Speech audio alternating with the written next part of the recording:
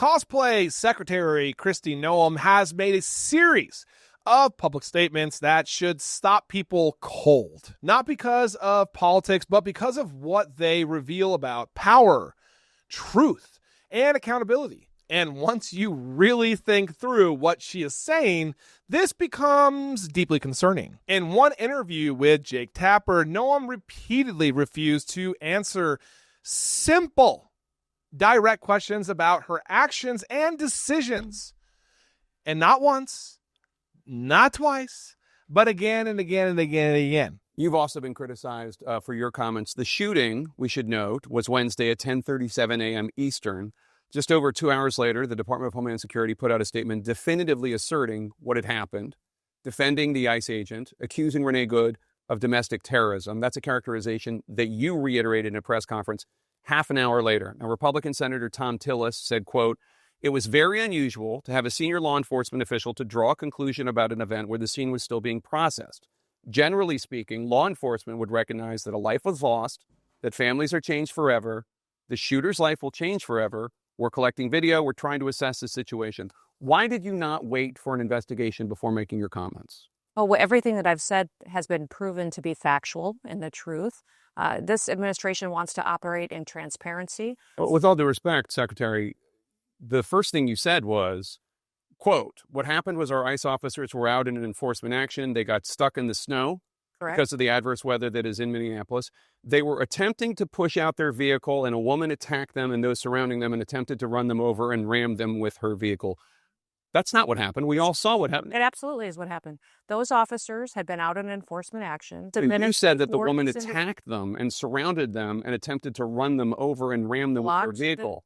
Blocked the road for a long time and was yelling at them. You said within hours of her being killed, you said that she was a domestic terrorist. How do you define domestic terrorist? She weaponized her vehicle to conduct an act of violence against a law enforcement officer. How can you assert with certainty that she was trying to hurt the officer as opposed to she was trying to flee the scene? If you look at what the definition of domestic terrorism is, it completely fits the situation on the ground. Then in another interview with Dana Bash, she said something even more alarming.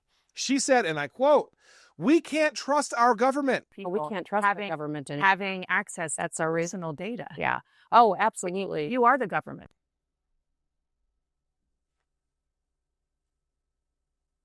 Let's pause that right there. Because this is where people should stop everything you're doing and really think about what that means. Kristi Noem is not a private citizen. She's not an activist. She's not an outsider criticizing the system. She is a top federal official running a major part of the government, and she is telling the public not to trust it.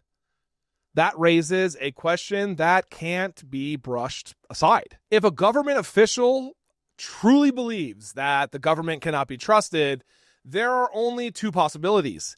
Either she's telling the truth and something is very wrong inside the system, or possibly she is deflecting and undermining trust to avoid accountability in the future.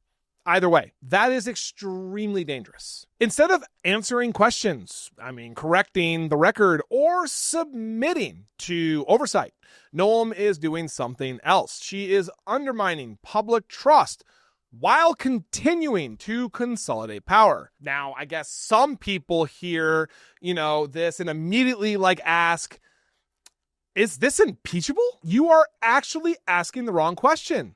Let's be clear and factual about this part, guys, okay? Impeachment is a constitutional process, not a vibe. To be impeached, an official has to be accused of high crimes or misdemeanors, abuse of power, or violations of the law or of their oath. Not every, dangerous action leads to impeachment. Not every abuse of authority gets punished. And that's the real issue. The danger here, guys, isn't, whether Kristi Noem will be impeached. The danger is that she appears to basically be operating without any meaningful consequences whatsoever. And when that happens, patterns start to matter more than individual quotes.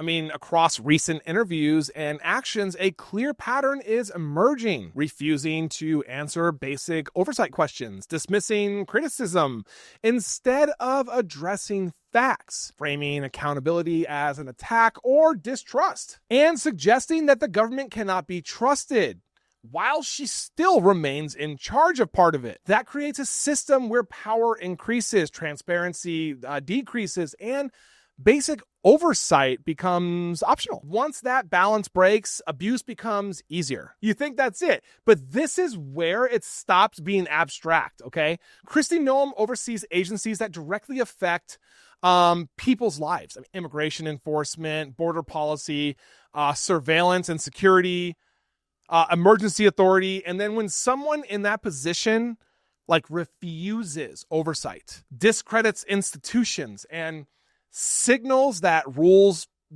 don't really apply to her, the consequences do not stay theoretical. They affect who gets targeted, who gets protected, and who has no recourse when something goes wrong. And here is the most important part. Kristi Noem was right about one thing. Bear with me, I know what I said. When government officials act without transparency or accountability, public trust collapses. And here's the difference. She isn't exposing that problem. No, she is contributing to it. So let me ask you this. Who's actually at risk here? Who? I mean, by DHS decisions, people subject to enforcement or surveillance, whistleblowers, journalists, and anyone who expects basically, real answers from those in power.